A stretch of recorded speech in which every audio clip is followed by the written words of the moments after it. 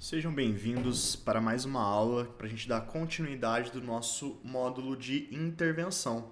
Então, na aula passada, a gente falou sobre a importância do grupo controle, os confundidores. Então, por que a gente tem que ter um grupo controle, um grupo intervenção, esses grupos serem pareados. E na aula de hoje, a gente vai falar agora sobre a importância da randomização. Então, basicamente, a gente está falando de um ensaio clínico controlado, randomizado ou aleatorizado, né? Então, é basicamente o ensaio clínico, aí o controlado a gente já explicou na aula passada por que precisa ser controlado, para tirar esses fatores confundidores da jogada, né? Então, a gente vai ter sempre um grupo controle, um grupo intervenção. O grupo controle pode ser o placebo, né? Como a gente bem sabe, ou pode ser uma outra medicação. A gente pode comparar uma intervenção com a outra, ou uma intervenção com o placebo, mas é sempre importante que a gente compare algo com outro algo e não algo a nada, tá bom? E randomizado. Agora a gente vai falar um pouquinho do porquê que ele precisa ser randomizado. Randomizado é a mesma coisa que aleatorizado, a gente vai destrinchar isso um pouco mais pra frente. Então, basicamente, eu coloquei essa imagem aqui pra gente partir desse ponto aqui, pra gente fazer uma analogia, né?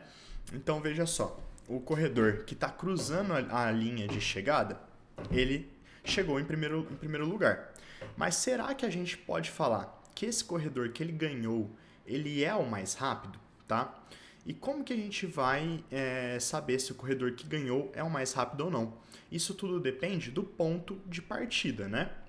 Então, se eles partiram do mesmo ponto, a gente pode sim dizer que esse aqui, ele é o mais rápido, né? Porque se todos partiram do mesmo ponto e esse aqui chegou primeiro, ele correu mais rápido, tá? Então esse aqui seria o primeiro, esse aqui ficou em segundo, esse aqui em terceiro e esse aqui em quarto. Porém, eles podem ter partido dessa posição.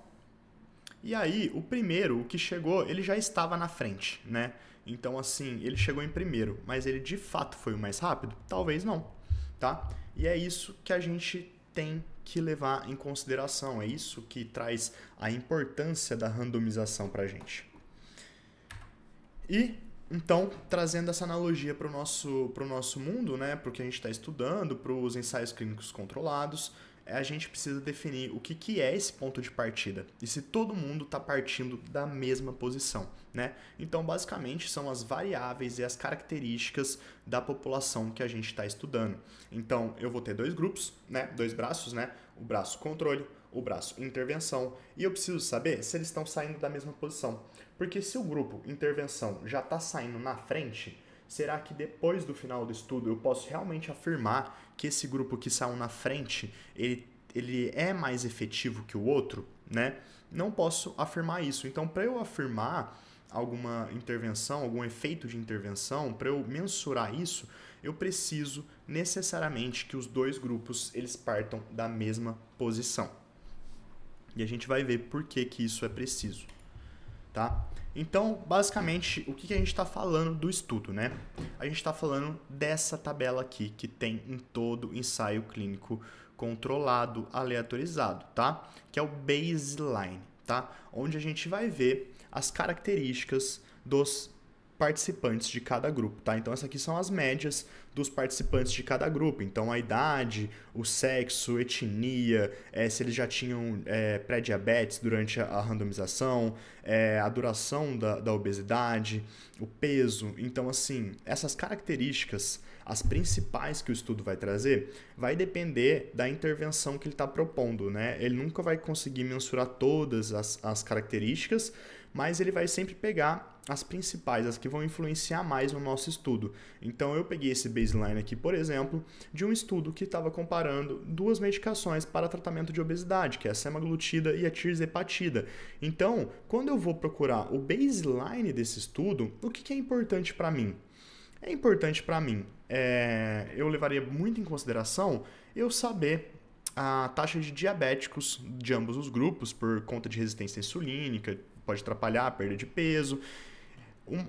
Talvez o mais importante, né, quando eu estou mensurando perda de peso, eu saber se o peso dos grupos iniciais eram parecidos. Então, O grupo tirzepatida partiu do 112, o da semaglutida 113 quilos, então assim, para mim eles estão bem pareados. O IMC também de ambos, olha, 39,4, 39,4, circunferência abdominal, então assim, essas são as características, por exemplo, mais importantes para mim. E caso eu abra o estudo, eu vá no baseline, né, que é essa tabela, e eu vejo que tem uma disparidade muito grande de variáveis que são importantes para mim, que eu considero que é um fator confundidor muito grande, eu não posso mais ler esse estudo, porque não vai fazer sentido, porque ele está contaminado por viés, tá? Então, assim, eu não vou poder atribuir o resultado que esse estudo obteve realmente ao efeito de intervenção que eu propus a analisar, porque eles já partiram de pontos distintos, tá? Então eu trouxe um baseline bem estruturado, tá? De como seria o mundo ideal. Então, a gente só vai poder comparar os efeitos de intervenção entre os grupos se eu tiver certeza de que ambos partiram do mesmo ponto, por conta dessas características, né? Então, assim, se eles não partiram do mesmo ponto, não tem como eu atribuir o efeito da melhora ou da intervenção a medicação, né? A intervenção que eu estou propondo, né? Porque talvez existem fatores individuais, modificadores dessa intervenção que eu não estou conseguindo avaliar, tá? Então eu preciso ter certeza que eles partiram do mesmo ponto.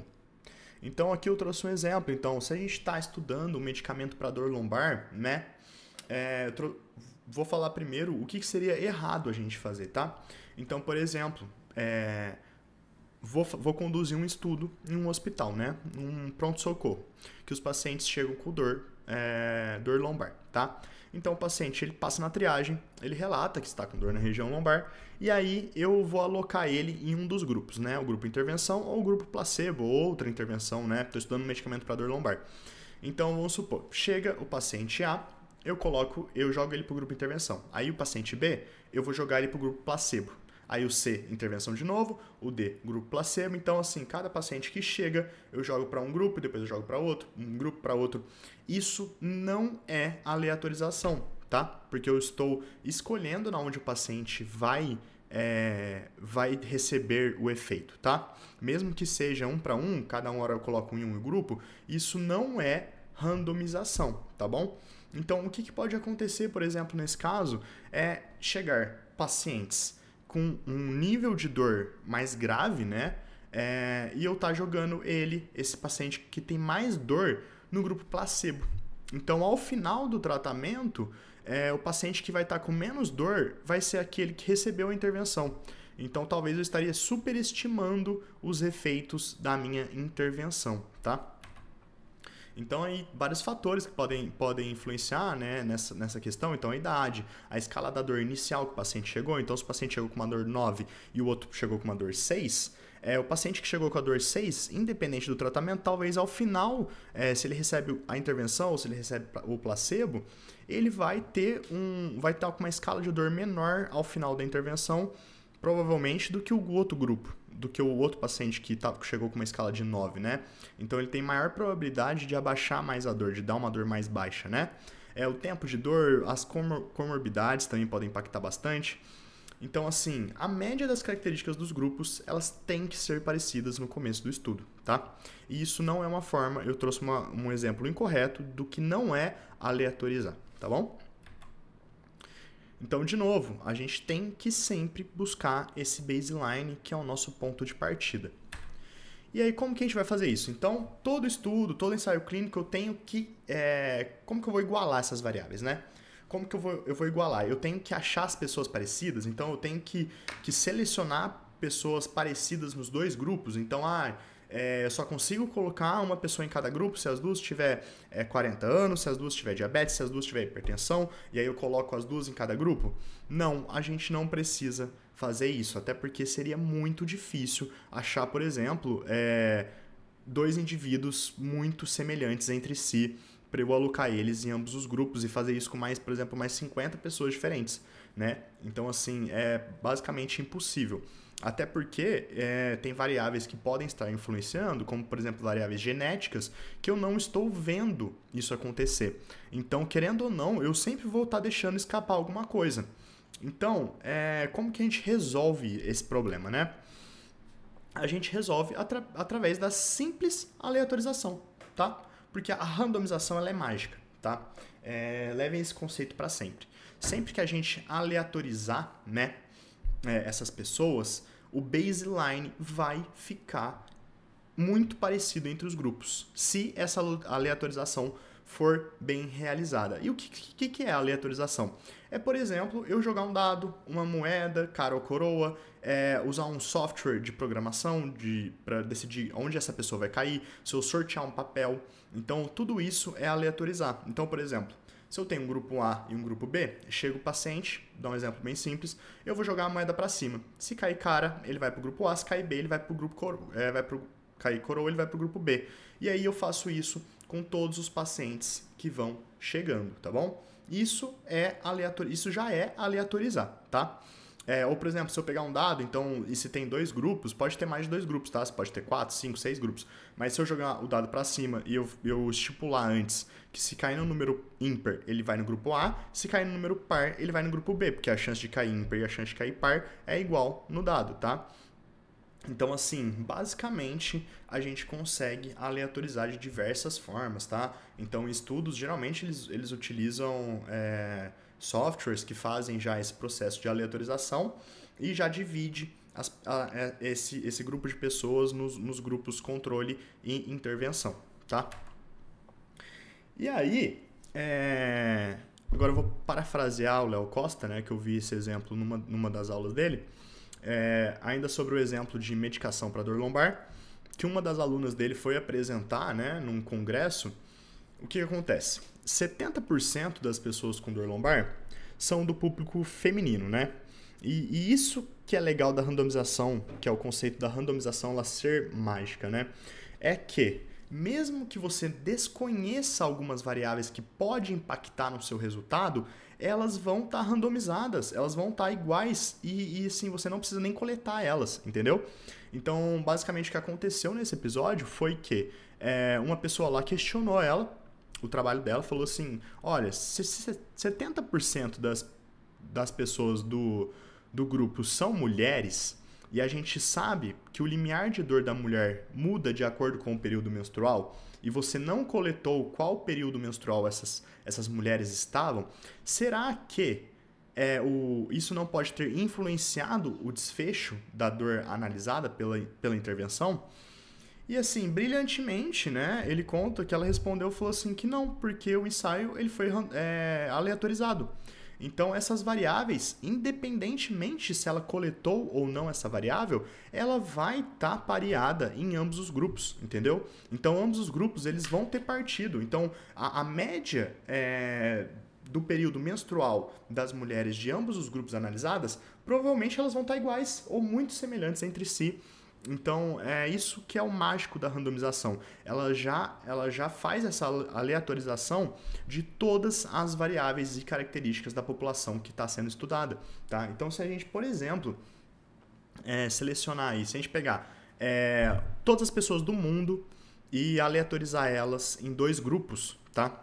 Grupo A e grupo B, e a gente pegar a média da idade dessas pessoas, de ambos os grupos, eu garanto para vocês que vão ser idênticas, tá? Então, por exemplo, ambos os grupos vão ter a média de, 44 e 44 anos. E se você repetir isso infinitamente, todas as vezes elas vão dar iguais. Principalmente porque a gente está falando de uma amostra muito grande. Quanto maior a amostra, maior a chance do pareamento ficar mais próximo entre ambos os grupos, tá?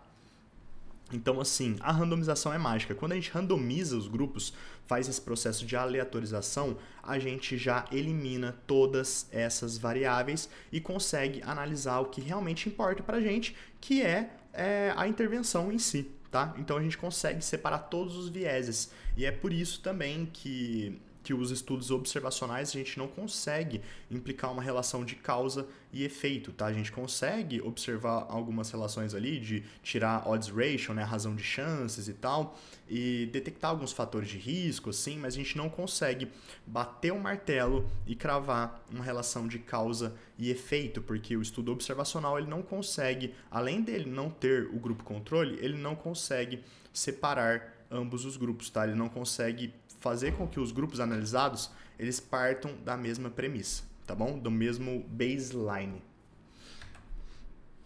E uma coisa importante também da aleatoriedade é a regra da independência probabilística, tá? O que é a regra da independência probabilística? É que cada alocação que seja feita de forma aleatória, ela não vai interferir na alocação seguinte, tá? Então, se, por exemplo, eu coloco um paciente no grupo a próxima aleatorização que eu fizer, ele vai ter a mesma chance, de novo, de cair no grupo A ou no grupo B, tá? Então, se eu jogar uma moeda para cima, ela der cara, a chance de dar cara de novo na próxima jogada da moeda, ela vai continuar sendo 50%, tá? Ela não cai, a probabilidade ou aumenta, independente do resultado que deu antes ou que vai dar depois, tá? Então, assim, sempre que eu jogar a moeda, ela sempre vai ter 50% de chance de cair cara ou de cair coroa, tá? Então, assim, é isso que é a regra da independência probabilística, tá? Isso seria a forma correta da gente aleatorizar. E aí a gente tem que tomar alguns cuidados, tá? Então, tem a aleatorização, que é esse processo que eu já expliquei, que pode ser feito com dado, moeda, programas de computador. E tem a intenção de ser aleatório, tá? O que seria, por exemplo, a intenção de ser aleatório? Vou pegar um estudo numa faculdade, né? Então, eu vou estudar alunos de medicina da PUC Poços de Caldas. Na faculdade tem 12 salas, então eu vou fazer o seguinte, eu vou dividir em 2 grupos essas pessoas, então eu vou pegar todas as turmas ímpares e vou colocar no grupo A, e vou pegar todas as turmas pares e vou colocar no grupo B, tá?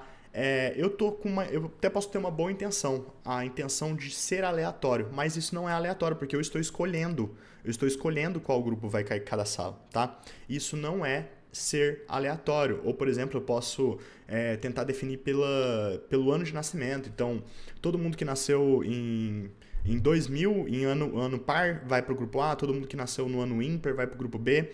E isso não é ser aleatório. Eu posso ter a intenção de aleatorizar essas pessoas, mas isso não é ser aleatório, tá? Não é um ensaio clínico aleatorizado.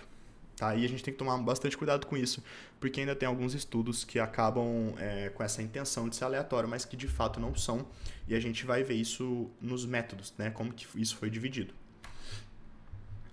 E vocês vão perceber que os estudos que não são aleatorizados, né? Então a gente tem ensaios clínicos que são controlados, mas não são aleatorizados ou são mal conduzidos, a aleatorização não ficou legal, ou teve a intenção de aleatorizar, mas não aleatorizou de fato, eles sempre tendem a ter um efeito muito grande, tá? Então, isso são os que os picaretas, os ensaios que os picaretas mais gostam de pegar. São aqueles ensaios clínicos super mal conduzidos, cheios de vieses, que altera muito o efeito de alguma coisa. E às vezes, quando a gente vai refazer um estudo, isso já aconteceu várias vezes, com vários temas, de forma correta, aleatorizada, a gente não vê efeito naquela intervenção, tá? Isso acontece muito, muito, muito. Para vocês terem noção, igual eu falei agora, a gente tem diversas variáveis e variáveis que a gente até nem conhece, tá? E sempre que a gente deixa passar um viés, cada viés que a gente deixa passar, né? Então, cada coisa que a gente não fez corretamente no estudo, né? Naquela escala Pedro que a gente já conversou, cada viés que a gente não tica ali, que foi realizado, a margem de erro do estudo ela aumenta exponencialmente, tá? E aí, cada vez mais esse intervalo de confiança, cada vez mais esse intervalo de confiança do efeito, ele começa a ficar cada vez maior.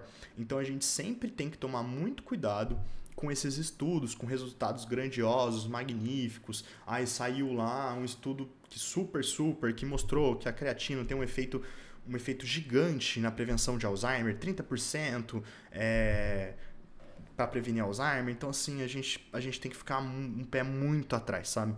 Principalmente quando esse efeito ele é muito grande, porque a chance dele ter sido mal conduzido, ou não ter sido aleatorizado, ou haver manipulação de dados, ou ter sido um achado aleatório, assim, ao acaso, por manipulações estatísticas, ele é muito grande, tá? Então, a gente sempre vai tomar cuidado com esses estudos, tá bom? E a gente tem algumas premissas da aleatorização para ela dar certo, né? Então, primeiro, que de fato a aleatorização tenha sido real, né? os pesquisadores tenham de fato a intenção de aleatorizar e tenham feito pelo método correto e tal. O sigilo de alocação, que vai prevenir fraudes, né? Então, assim, a pessoa que define o grupo não vai ser a pessoa que vai tratar ou que vai entrevistar. Então, assim, isso vai prevenir fraudes, né? A pessoa que vai entrevistar, ela não sabe que grupo que a pessoa vai cair, entendeu? Ela não tem essa manipulação prévia, tá? Então, isso previne fraudes também. A amostra, ela tem que ser grande, né? Porque não adianta nada a gente pegar 10 pessoas e aplicar o processo de aleatorização, não vai dar o efeito que a gente quer, o baseline vai ficar muito diferente, né? Então, assim, a gente está falando em ensaios clínicos bem conduzidos, bons para dar uma aleatorização, para a gente conseguir ter um baseline bom, que ambos saiam basicamente juntos, com as mesmas características. A gente está falando aí de pelo menos umas 40, 50 pessoas por grupo, tá? Então, se eu tenho 2 grupos, um grupo de intervenção e um grupo de controle, tem que ter pelo menos uns 40, 50 pessoas em cada um dos grupos. Tem até cálculos que a gente faz para a gente conseguir definir qual que é o número mínimo de indivíduos, para a gente achar um efeito significativo e tal. E a gente também pode ver no resultado final, por exemplo, do intervalo de confiança do efeito. Quanto maior o intervalo de confiança, quer dizer que a chance de ter alguma coisa ao acaso ali foi muito grande ou precisava de uma amostra um pouco maior. Então a gente começa a aumentar a nossa margem de erro, tá bom? E o quarto é a gente sempre olhar, por fim, novamente, a baseline. A baseline, ela tem que sair equilibrada. Então, a gente sempre, quando a gente abre um ensaio clínico randomizado, a gente vai olhar essa tabela, tá? A gente sempre olha essa tabela, olha como que foi realizado a aleatorização, se teve sigilo de alocação ou não, e vamos analisar os números, tá? Então, sempre que a gente estiver olhando alguma intervenção, a gente tem que avaliar de fato o que é importante para a gente. Então, por exemplo, se eu estou analisando uma medicação para baixar a pressão, né, um antihipertensivo novo, o que é importante para mim é eu saber as comorbidades na tabela, na baseline, se os pacientes tinham as mesmas comorbidades. A obesidade também é importante para mim, se o paciente era obeso, não era, se eles tinham basicamente o mesmo peso. A classe socioeconômica também é muito importante. A pressão inicial base de ambos os grupos também é uma coisa muito importante. Então, ambos os grupos eles têm que partir da mesma pressão, basicamente, entendeu? Então, assim, tudo isso é muito importante pra gente. E, novamente, igual eu falei, a gente não precisa tentar manipular e separar esses grupos, tá? Para eles ficarem parecidos. É simplesmente a gente deixar com a aleatorização, tá? E ela é mágica, realmente ela vai, se você faz uma aleatorização bem feita, bem conduzida, tal, ela vai emparelhar tudo para você, tá? Então, assim, esse é o nosso maior trunfo, porque nos permite analisar de fato qual que foi o efeito da intervenção que a gente está estudando, tá bom? Então, a aula de hoje era isso, tá? Para a gente entender a importância da randomização, porque os ensaios clínicos controlados, eles têm que ser randomizados, aleatorizados, né? E na próxima aula a gente vai ver alguns exemplos, comparado grupos, tipos de ensaios clínicos, né? Então, por hoje, é só isso. Espero que vocês tenham entendido a importância e sempre fiquem atentos ao baseline. Obrigado a todo mundo que ficou até aqui e até a próxima aula.